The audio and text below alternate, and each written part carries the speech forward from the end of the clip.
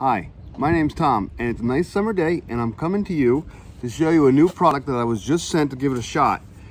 It's the Inkbird Pool Thermometer. It's a smart home, smart life sort of a system where you actually can monitor the temperature of the water in your pool or fish tank or whatever else you have, a hot tub, spa, whatever, on a little monitor type thing that comes with it. Now, this is a brand new version. I believe the version that's out right now is like the PO1R, I believe, or PO1. This is the IBS PO2R. So this is brand new, and it was just sent to me to give it a shot. So I haven't even opened it yet. I literally just received it in the mail about an hour ago. So I'm gonna go ahead and give it a quick shot and kind of take a look at it here. Okay, so the very first thing I noticed right off the bat is it's pretty small. Let's see, here we go. The box is only about 9 inches long, maybe about 4 or 5 inches high. And here's what we have. Ta-da! There we go. Okay, so what we have is a little Inkbird warranty card. We have instructions, and oh, look at this. And here are the actual units. So this, oh, that's clever. Okay, so this is the actual thermometer. And what this apparently does, I'll have to go ahead and take a look at it. There's a little screen on it. There's an LED here. It says Inkbird. And on the bottom, you can see there's a little tiny metal cathode or little sensor. That's the temperature, the thermometer gauge. There is also a ring for a string on it. So if you have a big pool, it doesn't just float away. You could probably put a little string or a line on it to kind of keep it in place.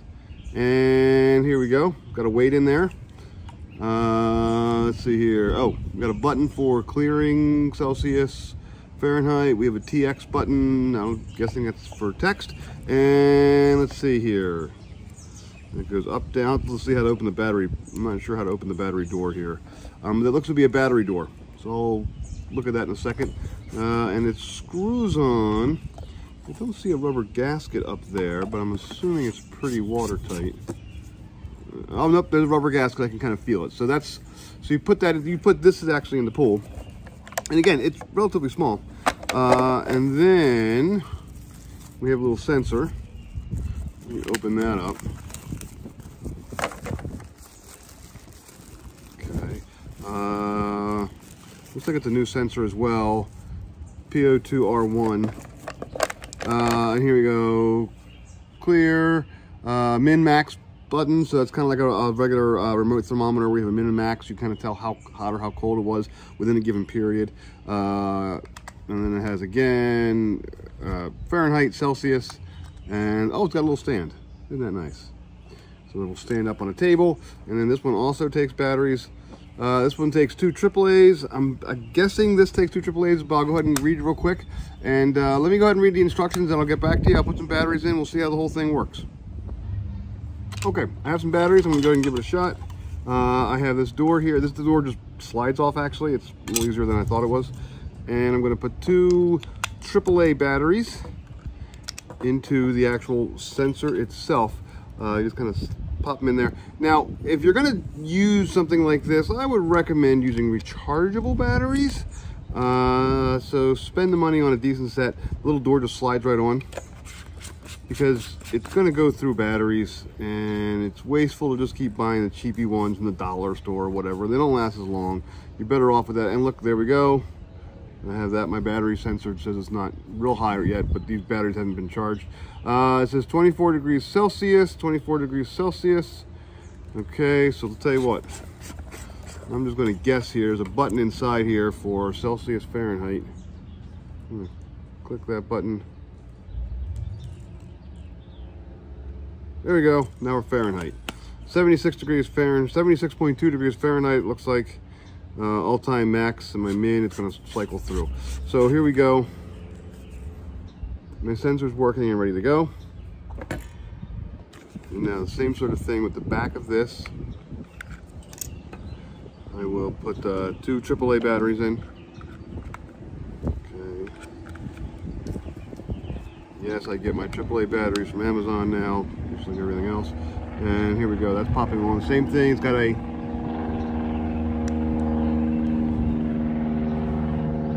There we go. There is Fahrenheit, So we have water temperature and we have air temperature, so that we can go ahead and say water temperature in theory would be whatever's coming out of this, and then the air temperature is where you are. So if you're sitting in your house and you want to see what the water temperature is, you would look at this. This little sensor transmits over to this and it tells you that. So it's really, really nice if you want to go swimming, you're not ready, you want to change, you get towels, get everything going. You can just look at the sensor and say, aha, it's too cold for me to even bother going, or it's too warm, or it's great, it's perfect, let's go ahead and go swimming. That's actually a pretty clever little device. Now, we're going to go ahead and give it a shot in the pool and kind of see how the whole thing works. But just on its face, this is really, really pretty clever. Here I am at my swimming pool. And I have my Inkbird sensor ready to go. It says 78.2 right here, 78.2 right here. I'm holding it in my hand. And then we have outside temp right now is about 82. It's probably a little high because I've kind of held it in my hand and kind of walked around with it for a couple minutes. So we'll see if that goes down a little bit. The sun's been going in and out lately, but it is humid out here, so it's a little warmer than it seems. So I'm going to go ahead and I'm going to put this in. I have it nice and tight, it's ready to go.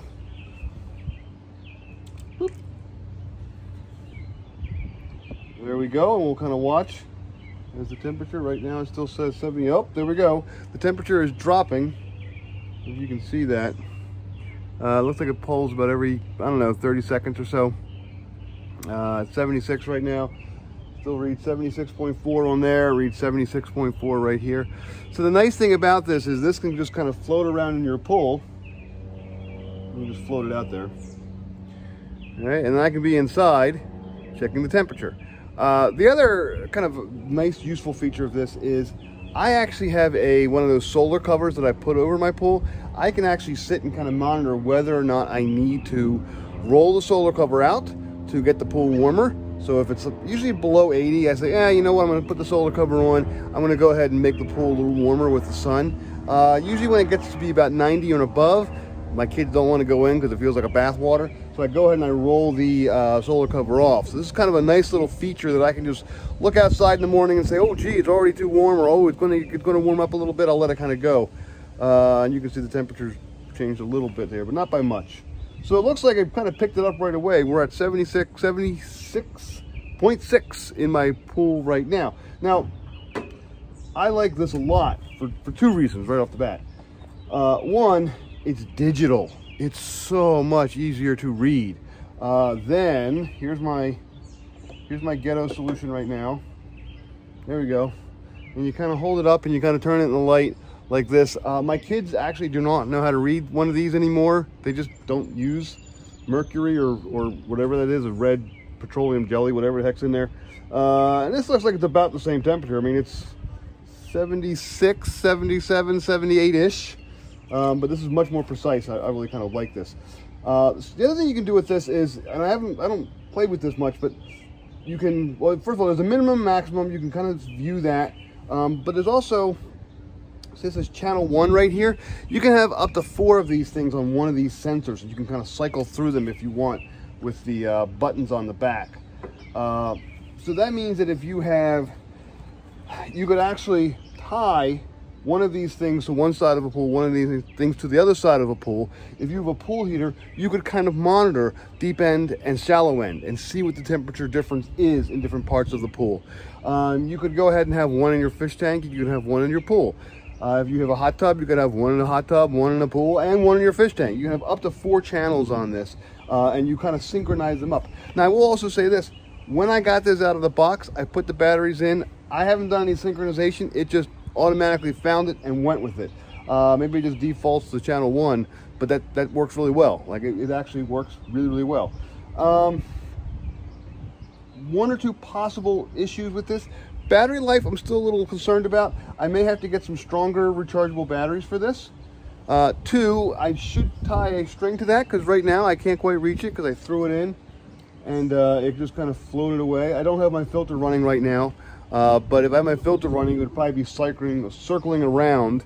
But I might want to tie a little line to that just to kind of keep it away from the filter catch over there, and or maybe even stop it from going behind the ladder. So, but other than that, it actually looks pretty neat, just kind of floating out there. It's definitely going to be a conversation starter. Okay, let's go through a couple of quick buttons on the back. This little channel R thing, That's for changing the channel or resetting or for synchronizing. By the way, this has a little stand that I was using that just stands it up. But there's also little holes in the back. I could probably put a little tack or nail and hang it up on the wall in my kitchen. In fact, I'll go do that. I'll go put it in the kitchen. We'll just check the range there. What else I have is I have a Celsius and Fahrenheit. So there's Fahrenheit right now. Let's see if I can get it to... Oh, I was holding too long. A quick click gets it to Celsius. And another quick click back to Fahrenheit. And then min, max, and clear. So right now I have my water temperature and I have my inside temperature, or the temperature around this monitor. Wherever this monitor is where the temperature is reading. So you just can compare. So it's warmer outside than it is inside right now. And I will hit min, max. There's the all-time maximum, 78.2 for this one, and then 82.5 for this one. Let's see here. Min, max, 40 hours minimum right there, and max, and I can kind of click it again, and I can kind of go back. And then I can actually hold down the button. I believe I can clear it. I didn't see anything happen, but it looks like the min and max are all cleared now. They're all exactly the same as what they are right now. So I held it down for a couple seconds and it clears it. There is an instruction booklet that I don't have with me, but it's over there, and it actually comes with it, and it's pretty straightforward. Again, there's really only a couple buttons on the whole thing to actually operate it. I turned my pump on just kind of see how it floats around. I can actually dip this down and it's fine. It's not, there's no water in there. The one fail point, if anything, that I could see is this ring or the seal inside eventually dry rotting out here in the sun. So you might just want to go ahead and just make sure that the seal inside, the little O-ring inside, is lubricated or not dry. Make sure this is nice and tight and you're good. If water does get in here, I could see there being an issue just with batteries and electronics and that sort of thing. But right now it's actually been pretty dry, and I can kind of drop it and kind of bounce it like that, and it's been no problem so far. The other thing I want you to notice is with the sensor, you can obviously see, with the sensor in my pocket, you can actually see what the temperature is, but I would probably keep this in the kitchen or somewhere nearby the pool, but not actually in the pool, like more in the house. But if you're out in the pool, you're just kind of wandering around, you can grab it and take a look at it, and it'll tell you 74.8 right now, and it'll kind of cycle through the minimum and the maximum down here. So that's kind of nice. So I have the minimum right there, and then I wait for another 5 seconds, there's the maximum. So I kind of know how much it's gone up or down. If you give us 24 hours, you should get a pretty wide range if you're in a state where it gets cold at night. So I bet the water's going to go down 10, 15 degrees, and then at kind of noon, 1 o'clock, 2 o'clock in the afternoon, when you go ahead and you have your hot sun beating down on the water, you're going to get a nice warmer, much warmer temperature. And there you go. I took it out and actually changed a little bit. So I'll put it back in, and I'll let it go for a little more, and I should be good. Overall, I'm pretty impressed with the Inkbird pool temperature monitor and sensor system. It works really, really well. I just literally put the batteries in, plopped it in the pool, and it worked. It was no special magic stuff. I changed the Fahrenheit or some Celsius to Fahrenheit, and that's about all I did with it. I like the little stand. I like that it's fairly solid. I like that it's white, so that in the sun of the summer, it will not change colors. I think the things that are dark colored plastic will often fade. This will not fade. It may turn a little yellow with the chlorine. Let's see how that goes. So maybe I'll do another review at the end of summer just to kind of follow up with it. So I'm now sitting inside my house. I'm probably about 50 or 60 feet away from the pool. I have 2 doors. I have about 3 walls and at least a window or 2 between me and the actual pool sensor. And it's still working just fine. The unobstructed distance is supposed to be about 300 feet. So if your pool is way down in your backyard and you want to put this up on your porch and it's less than 300 feet away, you should be okay with this. But yeah, it's working just fine.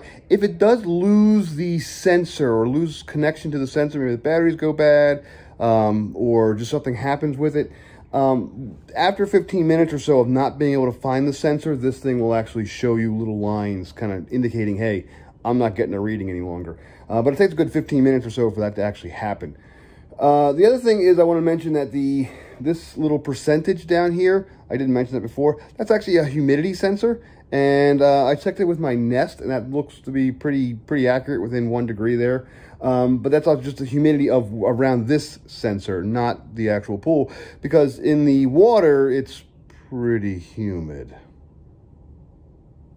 Overall, I'm very impressed. Inkbird supplied me with this sensor and temperature monitor to go ahead and kind of give it an honest review. This is an unscripted review, as you can tell. And honestly, I'm very impressed. I don't even know what this new version costs, but I'll give you a link to it on Amazon as soon as it's available. But it's definitely worth looking into. It's nice and heavy. It's solidly built. As long as you keep that seal tight, I don't see any issue with this at all. Like, it's a pretty heavy duty plastic. It's not a cheapy plastic. It's a good quality hard pool plastic though. Very impressed. If you like unscripted videos like this and reviews, by all means go ahead and hit the little like button, hit the bell button for notifications of new videos, or go ahead and subscribe, and you will go ahead and get notified of all sorts of cool things. If you have questions about this, let me know. If you're watching this in the dead of winter and you want to go ahead and find out how well it lasted, go ahead and shoot me a line, send me an email, whatever. Leave me a comment down below and I'll try to get back to you. Depending upon how the summer goes, I may go ahead and give a follow-up review just to kind of make sure this works, make sure it sticks with it, and by all means, let me know how you feel in the comments. Thanks.